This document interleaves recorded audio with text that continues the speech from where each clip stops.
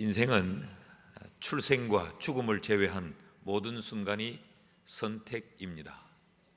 그래서 이 인생을 정의하기를 A라는 사람의 일생은 B와 C와 D다라고 말했습니다. A라는 사람이 B를 만나 벌써 출생하게 됩니다.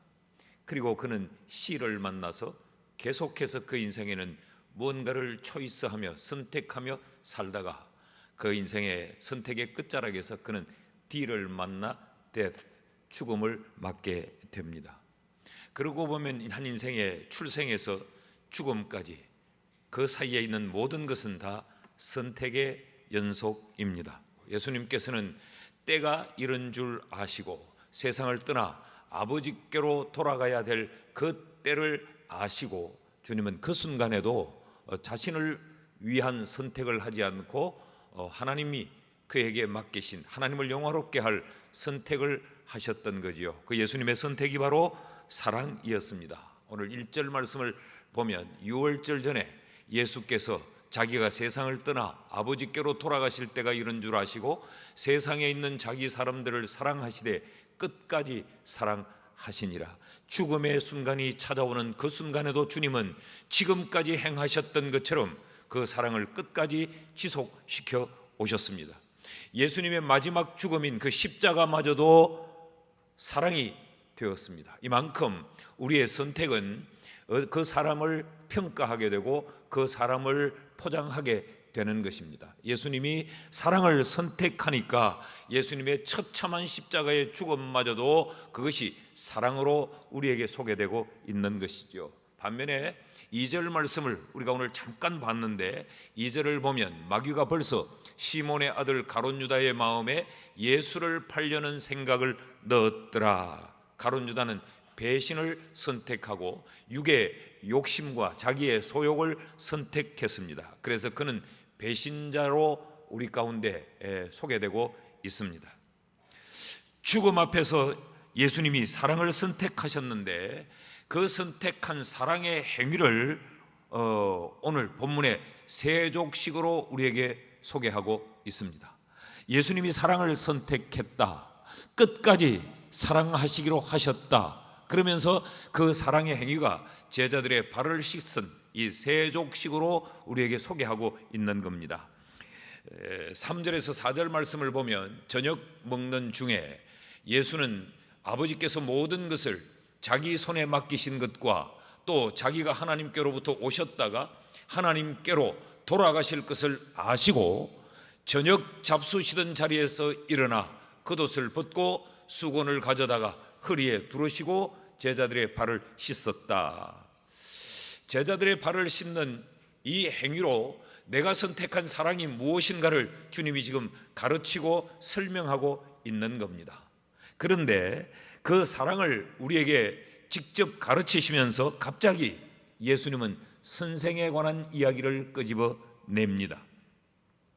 12절부터는 이제 앞선 그 세족식에 관한 주님의 설명이 이어지는 내용인데 그 13절 말씀을 보면 너희가 나를 선생이라 또는 주라 하니 너희 말이 옳도다 내가 그러하다.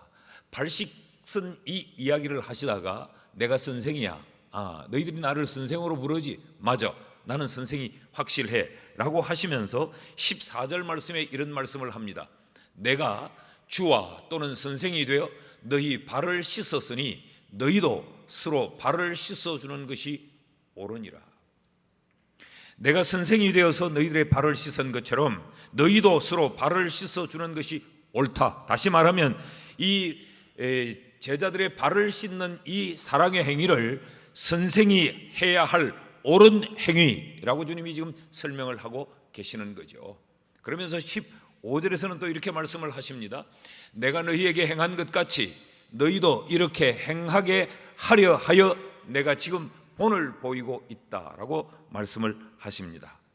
그렇다면 예수님이 제자들의 발을 씻기신 이 사랑의 행위는 선생이 행해야 될 옳은 일이라는 것이죠. 이것이 올바른 선생이 해야 될 일일 뿐만 아니라 내가 너희에게 본을 보인 것처럼 너희도 반드시 행해야 할 일이 바로 이 일이다, 된다라는 결론이 됩니다. 이런 말씀을 하시고 주님은 17절에서 이렇게 말씀하십니다. 너희가 이것을 알고 행하면 복이 있으리라. 이것을 알고 행하면 복이 있다라고 말씀을 하십니다. 그러니까 이것을 알고 행하면 복이 있다. 선생이 반드시 이것은 알아야 한다는 것이죠. 제자들의 발을 씻는 주님의 이 사랑의 행위에 대하여 선생은 반드시 알아야 한다는 뜻이고, 둘째로 이것이 너희에게 복이 된다라고 지금 말씀을 하고 있는 겁니다.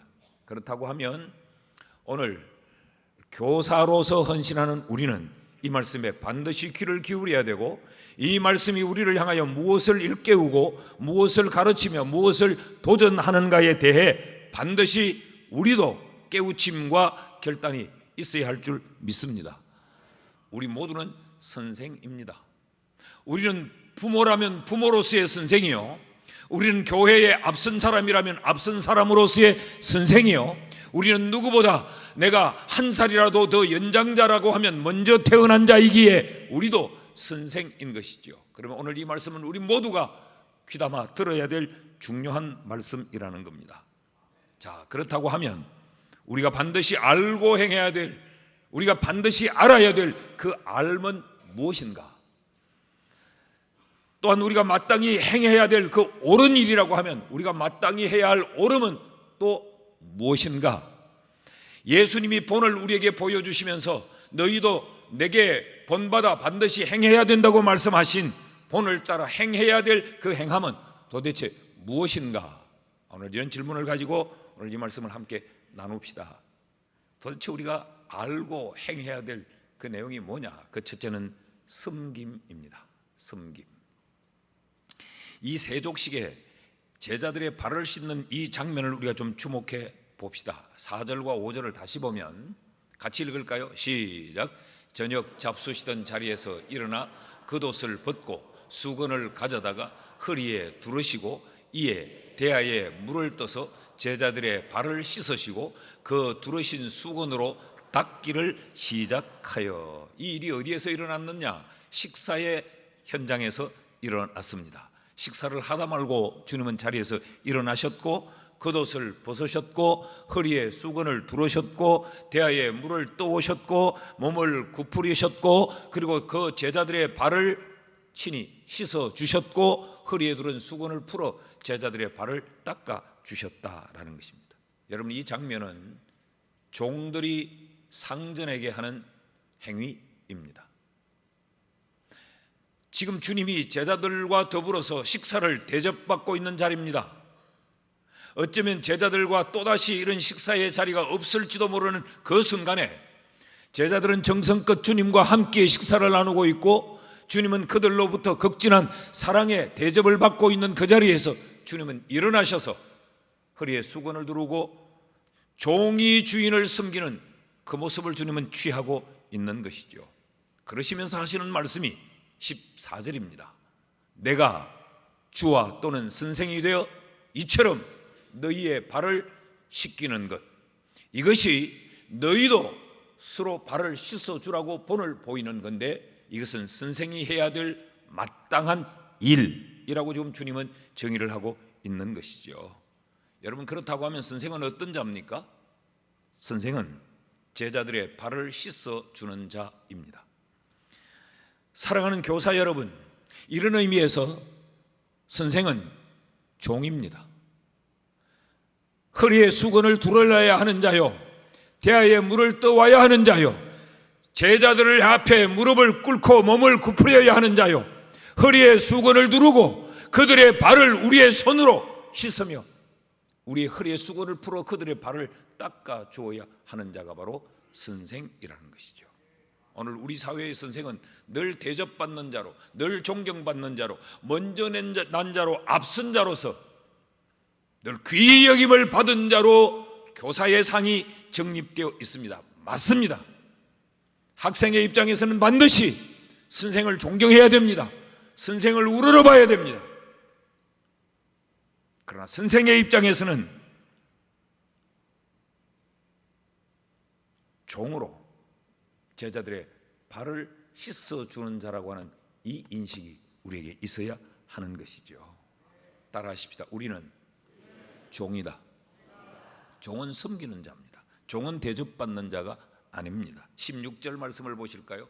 내가 진실로 진실로 너희에게 이르노니 종이 주인보다 크지 못하고 보냄을 받는 자가 보낸 자보다 크지 못하나니. 참 불행스러운 일이지만 가끔 목사님들 가운데도 자기 스스로가 내가 주의 종이다, 내가 하나님의 사자다, 그럼 자신을 하나님처럼 떠받들고 섬기라고 의시되는 이들이 간혹 있습니다. 크게 잘못된 겁니다. 교인들은 주의 종이요 하나님의 사자라고 그렇게 섬겨야 하는 것이 마땅하겠지만 본인은 그러지 않아야 돼. 나는 발을 씻기는 자다 라고 하는 이 인식이 있어야 하는 거죠. 여러분, 그렇다고 하면 선생은 제자들의 발을 씻기는 자라고 하면 선생이 가르치는 가르침, 교육은 뭡니까? 그것은 바로 섬김의 행위입니다. 많은 지식을 우리가 전달하는 것이 교육이 아니요, 교육은 나보다 약한 자, 나보다 알지 못한 자, 홀로 설 수 없는 자, 홀로 깨닫지 못한 자를 섬기는 섬김의 행위가 교육입니다. 교육은 뭐냐?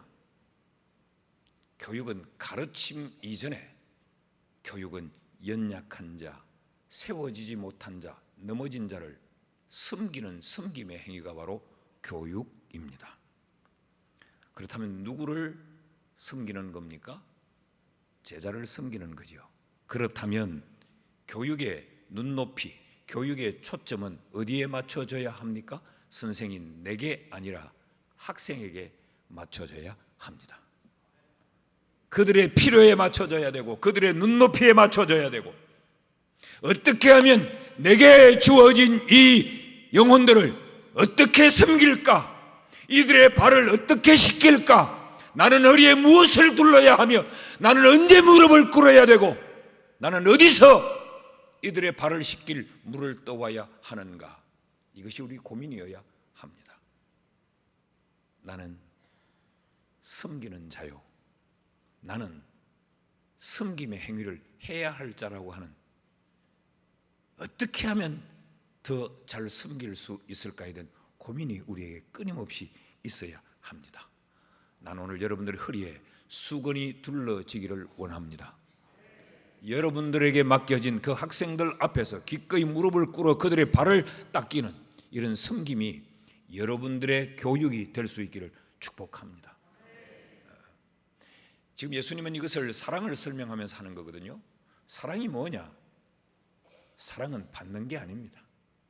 사랑은 늘 뭔가 흥분되고 뭔가 짜릿하고 뭔가 즐겁고 굉장히 엑스타시한 것을 경험하는 것이 아니라 사랑은 섬기는 거예요. 어머니가 나를 섬긴 것을 우리는 사랑이라고 말을 합니다. 피를 토하면서 우리를 자기의 전부를 내어 바쳐 우리를 양육해 주었던 그것을 우리는 사랑이라고 합니다. 그래서 왠지 부모의 사랑하면 아버지보다 어머니가 더 가까이 등장하는 이유가 거기 있는 거죠. 둘째로, 우리가 반드시 알고 행해야 할 두 번째는 관계라는 겁니다. 관계. 사랑은 관계이고 교육도 관계입니다. 이 예수님의 발 씻음의 과정에서 예수님과 베드로가 대화를 나누게 됩니다. 5절에서 8절까지 내용을 좀 제가 읽어 보겠습니다. 이에 대야에 물을 떠서 제자들의 발을 씻으시고 그 두르신 수건으로 닦기를 시작하여 시몬 베드로에게 이르시니 베드로가 이르되 주여 주께서 내 발을 씻으시나이까? 예수께서 대답하여 이르시되 내가 하는 것을 네가 지금은 알지 못하나 이후에는 알리라. 베드로가 이르되 내 발을 절대로 씻지 못하리이다. 예수께서 대답하시되 내가 너를 씻어주지 아니하면 네가 나와 상관이 없느니라. 특별히 이 8절을 주목해 보시죠. 선생이 제자의 발을 씻겠다고 하니까 제자는 얼마나 당황스러웠겠어요. 주님, 그러실 수 없습니다. 그럴 때 주님이 하신 말씀이 지금은 네가 이 의미를 잘 모르지만 그냥 내 말대로 해. 발을 내밀어라. 내가 네 발을 씻어주지 않으면 너와 나는 아무런 관계가 없다라고 말씀을 하십니다. 사랑은 관계라는 것입니다.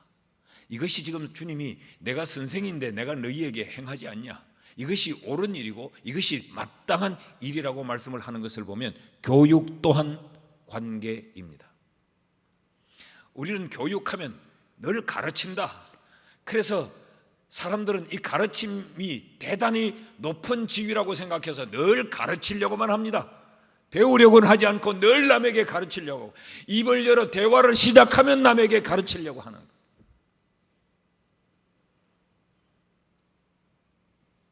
구원도 관계요. 하나님과 내가 아무런 관계가 없이 원수였는데 하나님의 아버지가 되시고 우리가 그 하나님의 자녀가 되는 이 부자의 관계가 구원이요. 신앙도 관계입니다. 사랑도 관계요. 교육도 관계입니다. 선생과 학생에게 단순한 지식 전달이 교육이 아니고 사랑에 의한 이 관계가 바로 교육이요. 교육은 여기서부터 시작이 되는 겁니다. 그렇다면 선생은 누군가? 제자들과 관계를 맺는 자입니다. 이 관계가 엉뚱한 이상스러운 추잡스러운 관계가 아닙니다. 이 관계가 형성되지 아니하면 교육은 불가능합니다. 어느 정도 관계여야 하느냐? 무릎을 꿇을 만큼의 관계여야 합니다. 그만큼 친숙한 관계여야 된다는 거죠. 교육은 제자 앞에 발을 꿇을 만큼의 친숙한 관계여야 합니다. 교사가 누구냐? 그저 앉혀서 똑바로 앉아. 사도신경은 이런 뜻이야 라고 하는 지식을 전달하는 데서 멈추는 자가 아니고 그 제자와의 이런 친숙한 관계를 맺어야 돼요. 어느 정도의 관계여야 하는가? 발을 씻어줄 만큼의 관계여야 합니다. 발을 씻어준다고 하는 것은 깊은 신뢰를 이야기합니다. 누구에겐가 내 발을 내민다고 하는 것은 내 모든 약점을 다 드러낸다는 거예요. 여러분, 우리가 다른 사람에게 발을 쉽게 내놓나요? 발은 항상 감추죠. 강아지도 우리가 막 머리를 쓰다듬고 목덜미를 만져주고 등을 하고 배를 긁어주고 다 좋아하는데 발을 잡으면 발은 안 잡히려고 합니다. 발은 안 잡히려고 합니다. 개만 그럴까요? 모든 짐승이 다 그렇습니다. 내 발을 선생 앞에 내놓고 선생이 무릎을 꿇고 제자의 발을 씻는다는 것은 그만큼 깊은 신뢰의 관계를 이야기합니다. 교사는 제자와 이런 깊은 신뢰의 관계를 맺는 자가 선생입니다. 교육은 이런 관계에서 가능합니다. 그러므로 여러분, 오늘 헌신 예배를 하는 우리는 내게 주어진 학생들과의 관계가 어떤지를 점검해 봐야 합니다.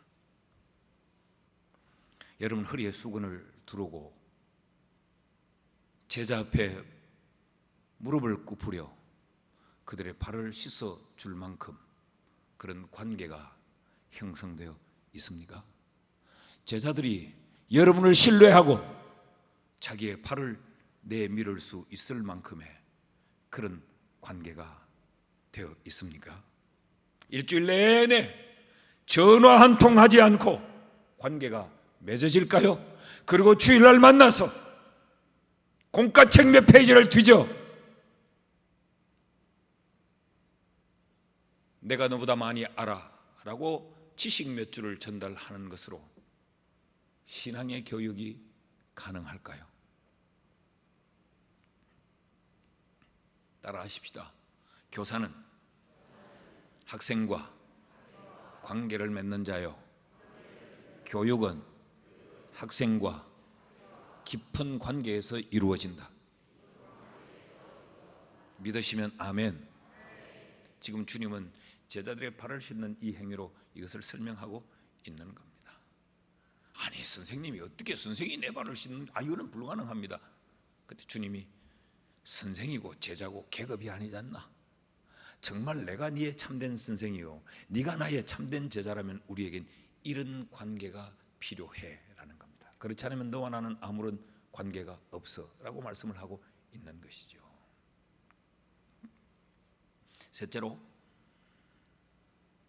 주님께서 우리에게 이 일을 알고 행해야 복이 있다라고 말씀하신 그 알, 그리고 우리가 기억해야 될 것은 뭔가? 그것은 우리의 신분에 대한 인식입니다.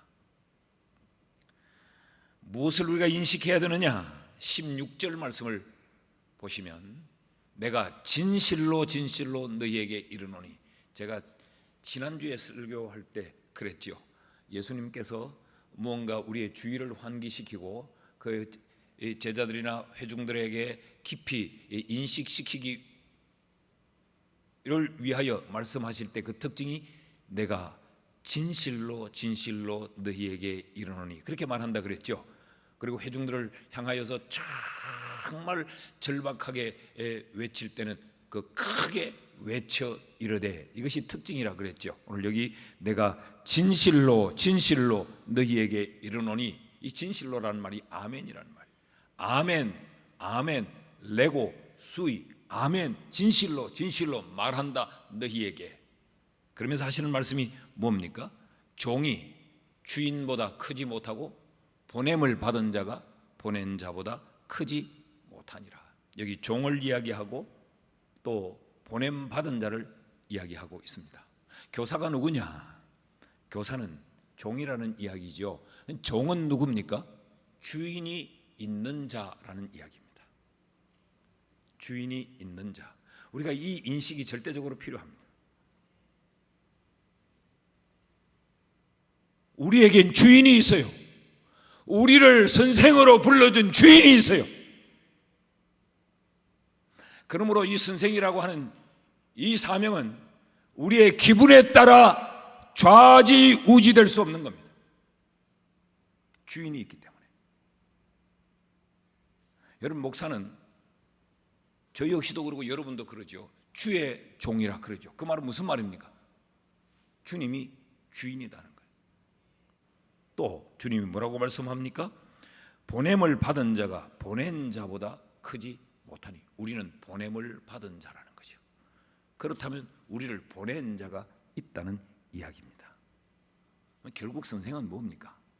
선생은 수단이요 도구입니다. 내가 오너가 아닙니다. 그러므로 우리가 늘 인식해야 될 것은 나는 주인이 있는 자요, 나는 나를 보낸 자가 있는 자요. 그렇다고 하면 우리의 관심은 늘 주인에게 있어야 돼요. 나를 왜 보냈는지, 내게 뭘 하라고 하는지, 주인의 원하심은 뭔지, 이것을 우리는 사명이라는 말로 쉽게 사용하지 않습니까? 이것이 늘 관심이어야 됩니다. 목사가 목회를 하는데도 주님이 우리 교회에 이때쯤 뭘 원하실까, 이런 것에 예민하지 않고 이런 것으로 목회의 계획을 세우지 않고 내 기분 내키는 대로, 내 하고 싶은 대로, 세상 말로 내 쪼대로 그냥 해보자고 하면 그건 목회라고 할 수 없습니다. 그건 사업이요, 그건 비즈니스이지 그건 목양이 될 수 없습니다. 목사만 그럴까요? 교회에 앞장 세워진 장로님, 권사님들도 마찬가지예요. 내 기분 내키는 대로 목사, 장로 때려잡아야 되겠다. 그럴 수 없다는 이야기죠. 주인이 있는 자, 보내신 자가 있기 때문에 우리가 주인의 도구라는 인식이 우리에게 철저히 있으면 우리는 기도할 수밖에 없습니다. 주님 어떻게 할까요? 주님 어떻게 해야 돼요? 주님 내가 뭘 해야 돼요? 그래서 교사는 기도하는 자여야 합니다. 교사에게 가장 중요한 것은 주인이 있다는 사실을 알면 모든 것은 해결이 됩니다. 그러면 두려움으로 이 직분을 감당하게 되고, 그러면 기도하게 되고, 그러면 하나님 앞에 날마다 엎드리게 돼요. 그러면 주인으로부터 공급을 받고 주인으로부터 깨닫게 되기 때문에 그렇습니다. 세상에 높은 그런 고학력을 가지지 않아도 괜찮습니다. 여러분이 이 신분에 대한 인식만 분명하면, 나는 주인이 있는 자야, 나는 보내어진 자야, 이것만 분명히 알면 하나님 앞에 기도하고 하나님께 묻고 하나님과 의논하고 하나님으로부터 공급받게 될 것입니다. 여기 결혼하신 분들도 많이 있잖아요. 자식 키울 때 여러분 요즘 아버지 학교도 있고 어머니 학교도 있고 어버이 학교도 있고, 그게 꼭 나와야 아버지가 되고 꼭 나와야 어머니가 됩니까? 결혼 전에 엄마 학교 나와가지고 아기를 낳습니까? 출산학교, 그래서 여러분 출산을 했습니까? 아이는 어머니의 가슴에서 자라는 거지 어머니의 지식에서 자라는 것이 아닙니다. 오늘 이것만 알면 훌륭한 교사가 될 수 있습니다. 따라하십시다. 섬김, 관계, 인식. 우리는 섬기는 자요, 교육이 바로 섬기는 거다. 교육이 섬기는 거다. 이 인식만 가지면 오는 주일부터 우리 반이 달라질 거예요. 아이들이 왠지 선생님이 좋아질 겁니다. 그리고 아이들과의 이 관계를 위해 고민하고 애쓰면 아이들이 마음을 열 겁니다. 그리고 그 아이들이 우리의 품으로 달려와 안길 겁니다. 그래서 우리 모두가 우리 다음 세대를 책임진 우리 교회 교사들이 복된 교사들이 될 수 있기를 주의 이름으로 축원합니다. 기도하십시다.